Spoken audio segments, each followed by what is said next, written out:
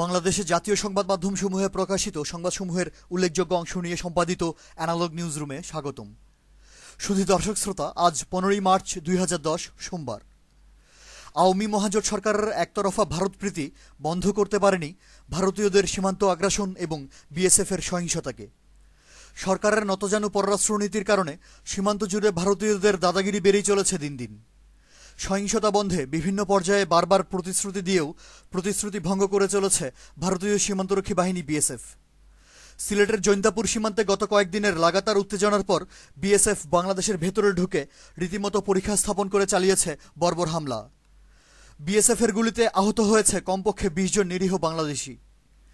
ভারতীয়দের সীমান্ত আগ্রাসন এবং বিএসএফের সহিংসতায় সংবাদ এসেছে আমাদের সংগৃহীত 14টি পত্রিকার সবগুলোতেই। স্বরাষ্ট্রমন্ত্রী সাহারা খাতুনের ভাষ্যমতে পঞ্চগড়, সাতক্ষীরা এবং সিলেট সহ দেশের বিভিন্ন সীমান্তে গত 2.5 মাসে বিএসএফের গুলিতে নিহত হয়েছে কমপক্ষে 14 জন বাংলাদেশি।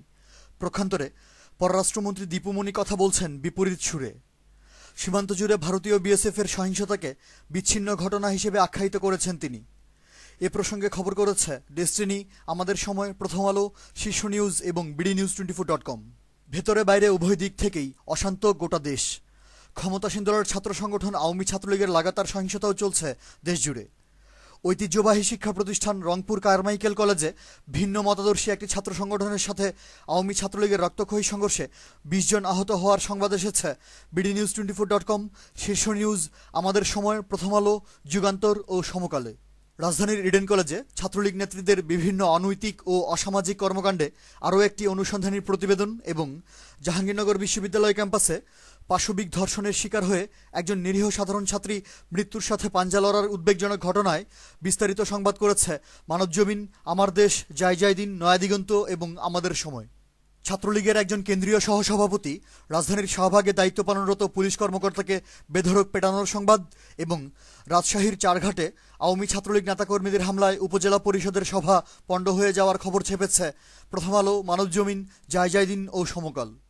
সরকার সমর্থক ছাত্রলীগ নেতারা একজন ইন্টার্নি ডাক্তারের উপর হামলা করে আহত করার প্রতিবাদে চট্টগ্রাম মেডিকেল কলেজ হাসপাতালের ইন্টার্নি ডাক্তাররা ধর্মঘট পালন করার সংবাদ এসেছে যুগান্তর, প্রথম আলো, জয় দিন এবং শীর্ষ নিউজে। জগন্নাথ বিশ্ববিদ্যালয়ে আওয়ামী ছাত্রলীগ নেতাদের অবৈধ নিয়োগ বাণিজ্যের সংবাদ এবং সিলেট এমসি কলেজে জাতীয়তাবাদী ছাত্রদল নেতাকর্মীদের উপর ছাত্রলীগ ক্যাডাররা বিনা উস্কানিতে হামলা করার খবর এসেছে শীর্ষ নিউজ, আমাদের সময়, প্রথম আলো এবং যুগান্তরে। সীমান্ত জেলা যশোরে সরকারদলীয় ছাত্র সংগঠন ছাত্রলীগের একাধিক গ্রুপে দফায় দফায় রক্তক্ষয়ী সংঘর্ষ, গোলাগুলি ও বোমাবাজির ফলে সাধারণ জনগণের মাঝে সৃষ্ট আতঙ্ক এবং ক্ষমতাসীন নেতাদের দ্বন্দ্বে ছাত্রলীগ ক্যাডাররা নিজ দলীয় একজন নেতাকে নির্মমভাবে গুলি করে হত্যা করার ঘটনায় বিস্তারিত সংবাদ করেছে আজকের প্রায় সবগুলো পত্রিকাই। রাজধানীর মিরপুর, কিশোরগঞ্জের কুলিয়ারচর, নাটোর ও জামালপুরে আওয়ামী লীগ ও এর অঙ্গ সংগঠনের নেতাকর্মীদের বেপরোয়া সন্ত্রাসী কর্মকাণ্ডের সংবাদ এবং নোয়াখালী সদর, হাতিয়া ও যশোরের বেনাপোলে ক্ষমতাসীন ক্যাডাররা বিএনপি নেতাকর্মীদের উপর হামলা করে আহত করার পাশাপাশি তাদের বাড়িঘরে হামলা, ভাঙচুর ও লুটপাট করার খবর এসেছে সমকাল, প্রথম আলো, আমাদের সময়, যুগান্তর, আমার দেশ, নয়াদিগন্ত এবং শীর্ষ নিউজে। পাবনায় আওয়ামী লীগ নেতাদের দখলবাজি, বগুড়ায় বেপরোয়া চাঁদাবাজি এবং রাজধানীতে ক্ষমতাসীন লোকজনদের ভূমিদস্যুতায় প্রতিবেদন করেছে যথাক্রমে আমার দেশ, নয়াদিগন্ত ও আমাদের সময়। ঢাকা ও চট্টগ্রামে বিভিন্ন অপরাধমূলক কর্মকাণ্ডে আইনশৃঙ্খলা রক্ষাকারী বাহিনীর লোকজনদের সম্পৃক্ততায় ভিন্ন ভিন্ন 2টি প্রতিবেদন এবং চাঁদার দাবিতে চরমপন্থীদের হুমকিতে পাবনার সুজানগরে ইউএনও সহ 3 জন সরকারি কর্মকর্তা জীবনের নিরাপত্তা চেয়ে থানায় জিডি করার খবর এসেছে প্রথম আলো, নয়াদিগন্ত, bdnews24.com ও কালের কণ্ঠে।